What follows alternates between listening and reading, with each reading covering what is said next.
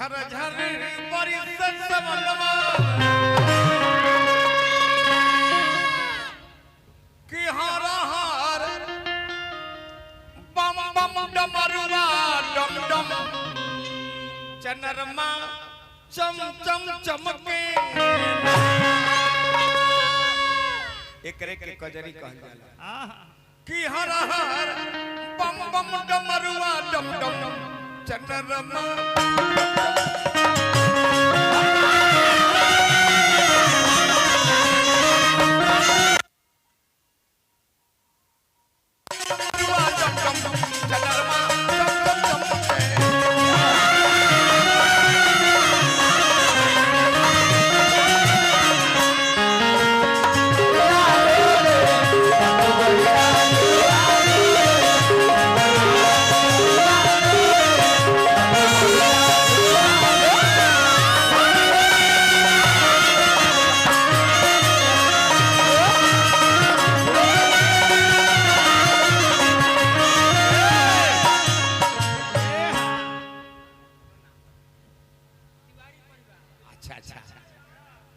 समुच्चा हमारे हरे राम तिवारी जी के परिवार है।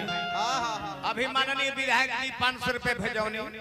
मानिए हमारा भोजपुर जिला बक्सर जिला के महान फुटबॉलर जे निजी सचिव बनी हमारा विधायक जी के संतोष बाबू के माध्यम से पुरस्कार है। हार्दिक अभिनंदन शुभकामना। कुरान के पूरा तिवारी परिवार के हार्दिक अभिनंदन। का भांगे भोजन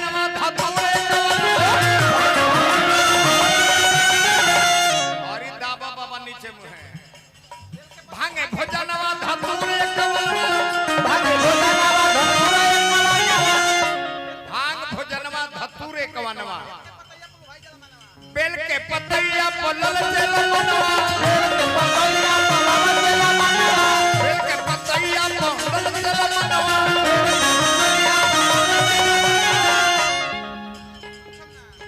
नाच लयन छम छम ना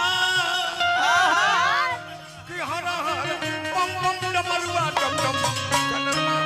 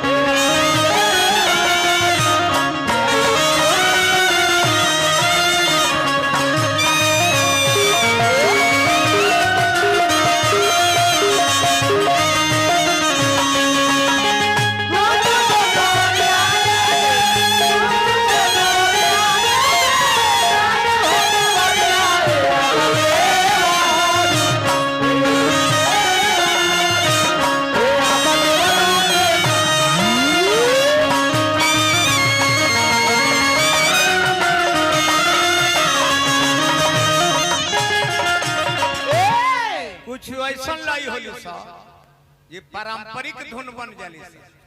ये अशोक मिश्रा विनय मिश्रा के गावल धुन जौन आज पारंपरिक धुन में आ गई।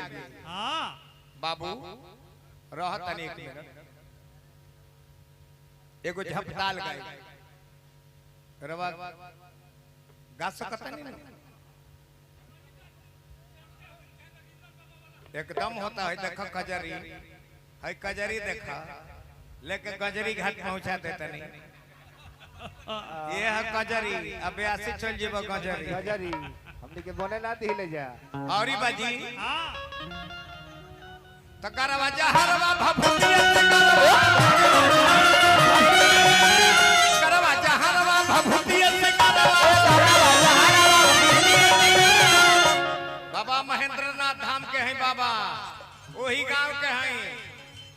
करवा जहरवा भभूतिया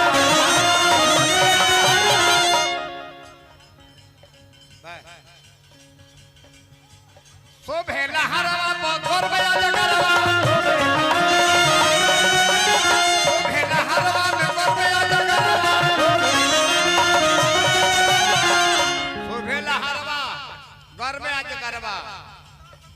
भूतावा संग में खम खम ना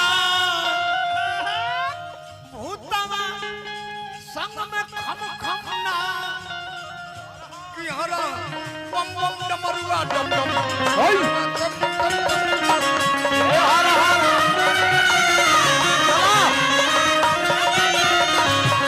सखीरे संग भरे नहीं आए हो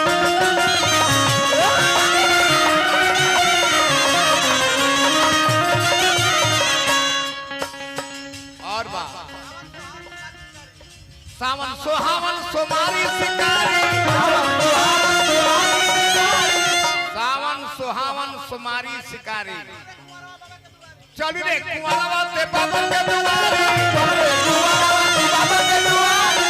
रे कुंवरवा ते रहपुर के दुआरे डोगवा डालो डेगवा हेलो डेगवा डालो झम झमना ए बाबा कि हरदम कि हर हर बम बम मरुआ डम कनरमा चंदन चबाते